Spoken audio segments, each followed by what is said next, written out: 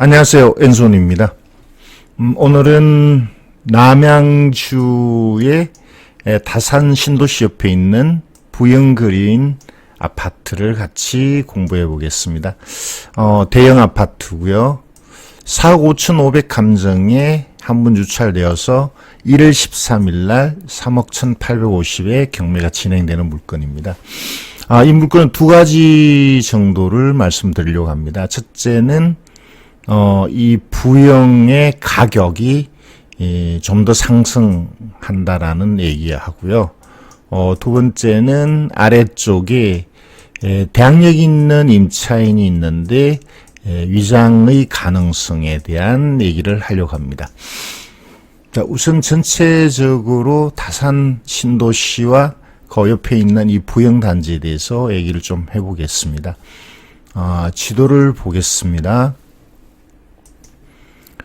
다산 신도시는 말 그대로 신도시죠. 여기 보이는 여기 위치에 있고요. 여기까지가 서울입니다. 그러니까 서울과 바로 바짝 붙어 있는, 생긴 지가 얼마 안 되는 신도시죠.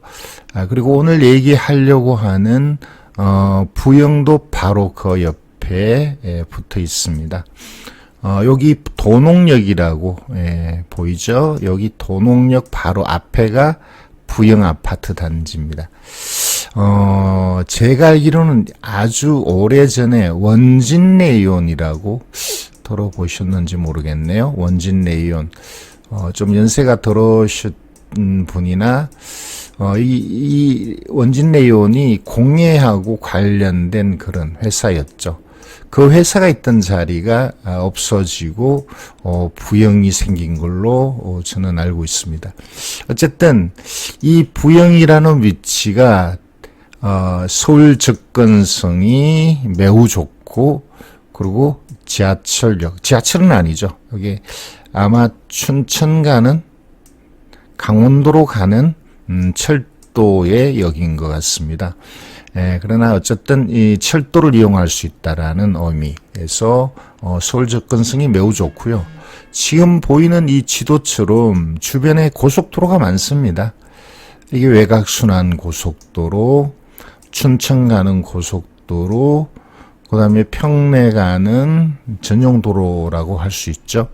그 다음에 이게 의정부 쪽으로 가는 고속도로이면서 아직 아래쪽으로 연결이 안 돼 있는데 지금 공사하고 있습니다. 여기가 세종 가는 고속도로입니다. 그래서 이 주변의 도로가 무지 발달해서 외곽으로 나가기가 좋다는 것. 그러니까 교통으로서는 서울 접근성이 좋고 외곽으로 나가기 좋고, 그다음에 철도도 이용할 수 있는 그런 위치에 있다 보니까 서울의 가격을 그대로 영향을 받는, 그래서 꾸준히 상승한 위치입니다.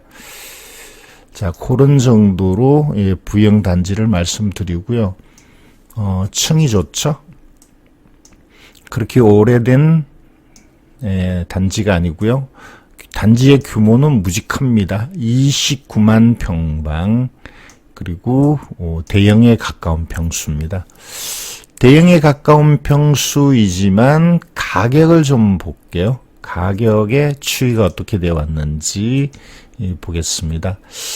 차트를 보면 참 편합니다.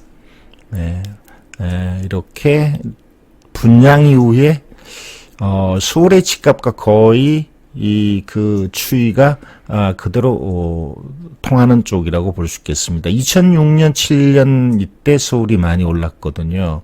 그리고 2012년, 3년까지 쭉 빠졌었습니다.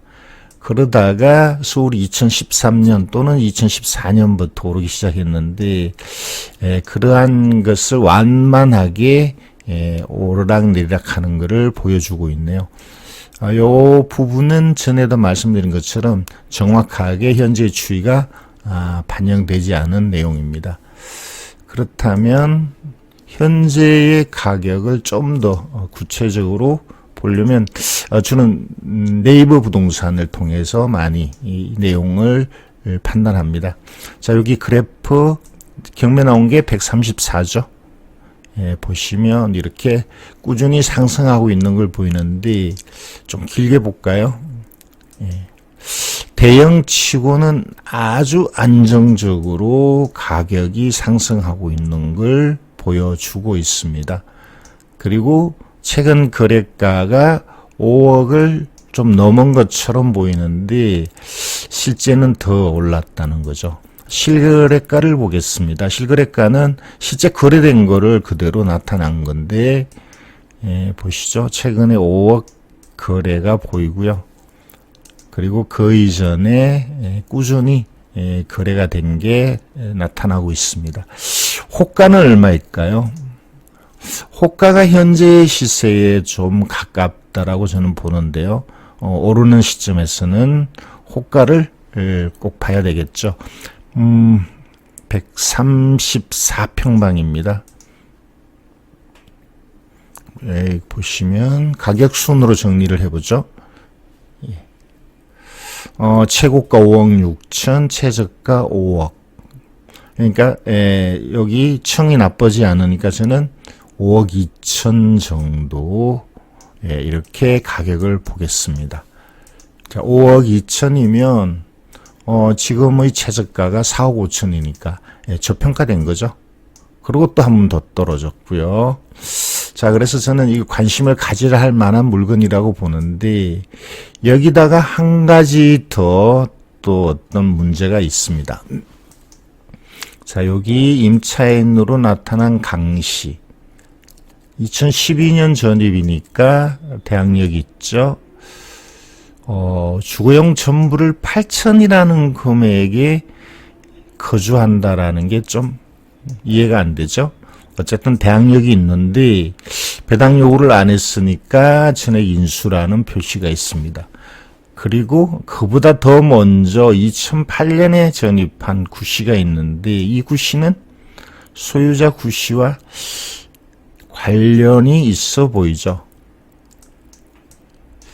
자, 소유자 구씨와 관련 있는 누군가가 있고 또 8천이라는 무지 저렴한 금액에 살고 있는 임차인이 있다라는 게 전체적으로 납득이 되지 않습니다. 아래쪽 내용을 보면 어느 정도 상황이 조금 파악이 될 것 같네요. 여기서 만난, 현장에서 만난 이런 기록은 법원의 집행관이 현장 조사할 때 조사한 내용입니다. 강 씨와 구 씨가 있었는데 다른 임차인은 없고 자신들이 임차인이다. 그리고 이 구 씨에 의하면 자신은 전입 신고만 돼 있고 임차인은 아니고 임차인 가족을 돌보기 위해서 조금 납득하기 어려운 얘기죠. 그리고 채무자 소유자에 의하면 채무자 소유자는 이분이죠. 의하면 남씨는 여기 남씨도 전입돼 있다라는 거거든요. 남씨는 자신의 아들이다. 그러면 이분이 여자분이시고 그렇죠? 이분도 여자 형제분이 아니신가? 그리고 이 소유자의 아들은 남씨고 구씨의 아들은 강씨가 아닌가? 이런 생각이 드네요. 좀 더 보겠습니다. 강씨, 구씨, 남씨가 전입돼 있다. 그죠? 이런 말이, 이 기록이 나타납니다. 그러면 세대 알람을 한번 봐야 되겠습니다. 이 구독션은 고맙게도 세대 알람을 보여주는데요. 실제 세대 알람이라는 것은 경매나 공매 나오는 물건을, 동사무소에 가서, 경매 진행 중이라는 걸 제시하고, 누구나, 이건 확인을 할 수 있는 내용인데요. 자, 어쨌든 구독션에서 우리를 대신해서 이렇게 조사를 해놓은 내용입니다. 여기 보면 강씨, 구씨, 그리고 남씨, 소유자의 아들이라고 하는 남씨. 자, 이렇게 전입일자가 각각 다릅니다만 여기는 임차인으로라고 일단 주장하고 있고 여기는 그냥 와서 돌봐주는 사람이라고 하고 여기는 그냥 같이 사는 근데 소유자의 아들. 자, 아무리 넓은 아파트지만 하나의 아파트 아파트에 이렇게 여러 세대가 있다라는 것은 이건 가족일 가능성을 의미합니다. 일단 그런 추정이 충분히 가능한 내용인 것 같습니다. 그런데 이런 추정만으로 갖고는 임차인이 아니라고 하기에는 좀 그렇죠. 그래서 좀 더 깊이 있게 살펴보기 위해서 등기부를 보겠습니다. 자, 등기부를 보면 등기부는 그 부동산의 역사라고 한번 말씀드린 적이 있습니다. 여기 구씨가 나오네요. 연세가 많은 할머니가 되겠네요. 2002년에 이 아파트를 분양받고, 그렇죠? 여기에 살았다. 언제부터? 이때 이미 들어와서 거주했다, 이런 의미입니다. 1904호는 경매 대상 부동산입니다. 그리고 이 아래쪽에 있는 많은 근저당을 보면 구씨가 계속 여기 살았다라는 것을 보여주는데요. 가장 최근 2013년에도 구씨는 여기에 살았다 라는 기록이 있습니다. 자, 그렇다면 전체적으로 한번 살펴보죠. 임차인 강씨가 진정한 임차인인가? 제가 볼 땐 이렇습니다. 소유자의 가족이다, 임차인은. 예, 가족이고요.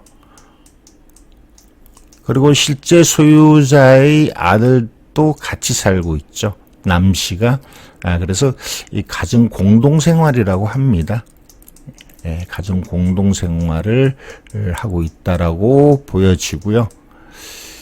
만에 하나 이 강씨가 임차인이라는 것을 계속 주장한다면 이 가족이라는 것과 임차인이라는 것이 그러면 서로 대립되는 상황인데 실제 이론상으로는 임차인으로 인정될 수 있거든요. 친족은 아니니까요. 그렇다면 이 강씨가 이 8천만 원을 지불한 것을 입증할 수 있을까? 저는 입증이 어렵다고 봅니다. 이 입증이라는 게 역시 전에 한번 말씀드린 게 있는데 이것은 아주 객관적인 입증이어야 됩니다. 보증금 8천을 송금했다. 임대차 계약서를 작성했다. 그죠? 확정을 제때 받았다. 예. 이런 것들이 드러나야 되는데 이 현재의 기록으로서는 이걸 입증하기가 쉽지 않을 걸로 보고요. 저는 결론적으로 소액을 배당받기 위해서 이걸 신고한 게 아닌가라는 의문이 듭니다. 자, 그러면 이 물건에 대해서 종합적으로 정리를 한번 해보죠. 일단 구리에 그리고 이 부영 단지의 가격이 꾸준히 상승했고 최근에도 올랐다. 앞으로도 오를 가능성을 저는 봅니다. 자, 그래서 이게 저평가됐죠. 저평가됐고 상승할 가능성이 있다. 자, 이 첫 번째 내용만으로는 입찰한다면 뭐 정상적인 금액으로 입찰을 해야 될 텐데 두 번째는 외형상 대항력이 있는 것처럼 보이는 임차인이 있는데 저는 이 임차인이 위장일 가능성이 매우 높다입니다. 예, 그래서 이 두 가지 내용으로 봐서는 좋은 물건이고 좀 저렴하게 낙찰받을 가능성이 있지 않을까. 그래서 오늘 이 구리 아파트를 말씀드렸습니다. 예, 지금까지 엔손이었습니다.